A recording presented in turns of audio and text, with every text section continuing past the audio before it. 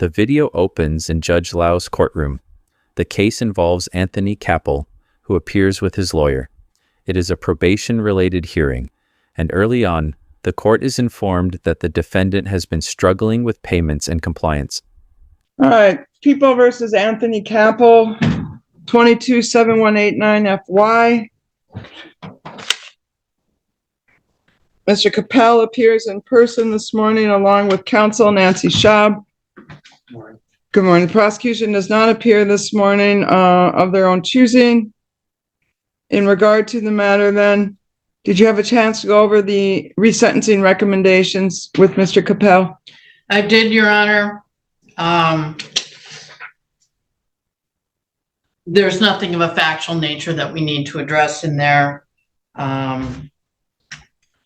I did talk to Mr. Capel about his payments. He's indicated that he was planning on paying with his taxes. I think he has some financial difficulties due to being in and out of work. So I think he's trying to catch up on some back bills and putting the court on the back burner, so to speak. Advised him that's not a good idea. Even paying $5 a week would make an impression on the court. So I think he'll try and do better going forward.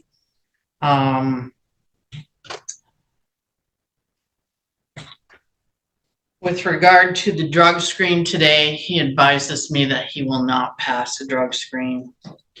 And In what respect are we not going to pass? said he was going to be positive for marijuana and meth. The defense explains that Capel is facing financial difficulties due to unstable work. However, a more serious issue quickly emerges. He admits that he will fail a drug test, testing positive for marijuana and methamphetamine. Well, I think that's a real good reason, Mr. Capel, to start looking at why you can't make any probation cost payments. You're spending it all on meth. Anyway, go ahead, Ms. Schaub. I'm sorry. Go ahead. Your Honor, he was honest with me that he would not pass. I discussed with him where he got it, and he apparently said it was a gift. The court reacts with concern. Even the defense acknowledges poor decisions, including drug use despite being on probation. The judge begins to focus less on missed payments and more on the defendant's substance abuse and lack of responsibility. But obviously, given his circumstances, that was not a wise choice. But he does have a full-time job. If he goes to jail for 15 days, I don't know if that job will be available when he gets out of jail. So I don't know what the court wants to do with Mr. Capel. I don't know how. I had notes prior to his pleading to this that he had been testing clean and doing what he was supposed to do, but apparently he's gotten a little bit off track. I'm hoping the court will give him one more break and not put him in jail today. Thank you. Mr. Capel, anything you'd like to add? Yeah, I work at hometown right now. We're reduced to winter hours. What? We're reduced hours right now because it's the slow season. So I'm only getting like 32-ish a week. So it's like $500 a paycheck, roughly, give or take, after taxes. But I should have enough today for, if not half, majority of the court costs that I owe because of 4 seasons. I clocked enough hours, I think. I'm just waiting on the W-2 SE. I worked there for 2 days. Capel tries to explain his work situation and limited income. But his arguments fail to address the main issue. The judge listens but remains unconvinced, as drug use while under court supervision is a serious violation. Well, Mr. Capel, anything else you'd like to add? May should go back to regular hours, so I'll have a lot better time. How long have you been there? Since July. And what are you working now then?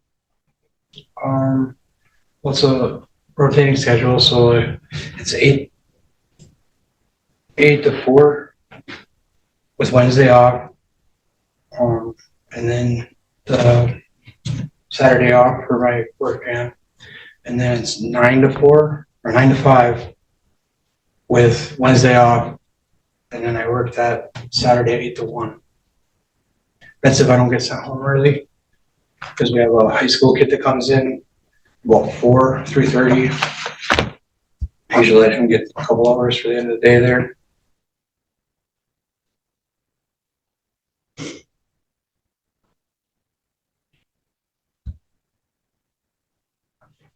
Well, I have some serious concerns here. This was an underlying felony, Mr. Capel. You had 2 charges of assault with a dangerous weapon, felonious assault, felony firearm, reckless use of a firearm, and it was a very troubling underlying situation. In a dating relationship, argument the day before, pushed her on several occasions. Victim and another victim were present in the apartment. You became upset, retrieved a revolver from your bedroom, brandished the revolver, and demanded everyone leave the apartment. That was pled down by the prosecutor's office. You ended up pleading on a domestic violence, an assault and battery, and a reckless use of a firearm, all in misdemeanor court. That you were placed on probation for in January of 2023. Your bond condition, sir, where you were not supposed to be using marijuana or other types of controlled substances that weren't prescribed to you way back in November of 2022. That was put into place. That continued when you were sentenced in January of 2023. The judge reviews the original charges, which involved violent behavior and a firearm. Although those charges were reduced, they highlight the seriousness of the case. The court reminds Capel that he was already given leniency once. In regard to the matter, then, we've had several blips with your probation, and then most recently, what you're being sentenced for today was on September 20th, you had a positive for methamphetamine. Here we are in January of 2024, and your lawyer's telling me you're still going to be positive. I lowered your payment to $100 a month starting back then in October, and you still haven't made any payments because from what it seems like to me, the money's going out the door. Maybe you've got less hours, but you have not. How do you justify purchasing methamphetamine? You can't. And maybe it was a gift, maybe it wasn't, but now we got September and January on top of everything else going on here. It sounds to me from the behavior that was demonstrated at the underlying charge, you had probably some meth going on that day and an inability to control your anger due to the ingestion of meth. It does not do good things to people. You're lucky you didn't kill somebody that day. This is absolutely ridiculous. Now you come in here telling me, I can't go to jail, Judge, because, I'm going to lose my job and I value my job. If you valued your job, you wouldn't have been doing meth. You know you're being watched. I mean, how bad of a problem do you have when you know you're being watched? You're coming in to get sentenced for violating your probation for using meth, and you come in here dirty for meth. That's not my problem. That's your problem. That's a big problem. That's what you're telling me. Red flags going up all over. Problem. Can't even control my behavior enough when I know I'm going to go to court and get sentenced. So I am sorry, Mr. Capel. Sometimes we are our own worst enemies, aren't we? I don't know what to tell you here, but this is absolutely ridiculous. Give me 3 weeks, I can guarantee. She's not worried about the payment. She's worried about you doing I drugs. can guarantee clean UA, and then I'll guarantee everyone after that to be clean. Frustration builds as the judge points out repeated probation violations, including prior positive drug tests.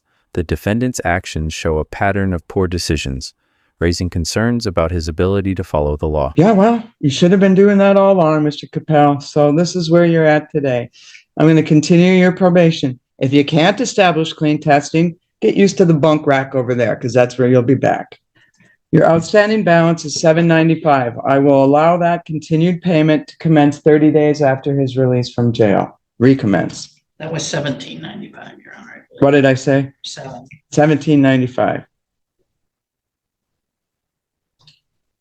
I'm not going to assess another attorney fee. We'll take that off of there. Can I get a report date? I'm going to order 15 days in jail, 0 days credit. I will hold 10 days in abeyance if you successfully pass a drug screen today at booking. If you don't, you will serve the 15 days commencing immediate. You are still required to attend the divert counseling program. You can continue attending that. So, Mr. Capel, if you can't pass the screen today, you're going to be sitting your 15 days. And Can't get a then check-in date, so. No, it's right now. when you Right now. get out of jail, you check in with your probation officer as soon as possible. Right now, Mr. Capel, you made this bed yourself. Think about it. You got 15 nights to think about it. Sign, and then he'll take you down to probation. Yes, he's going to jail either for 5 days or 15, depending on him.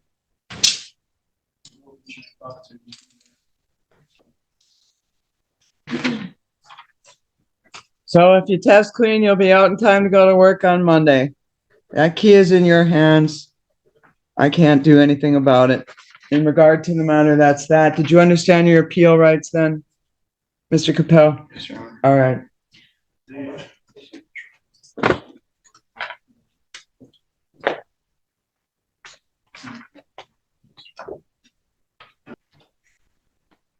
Bye, have a great time.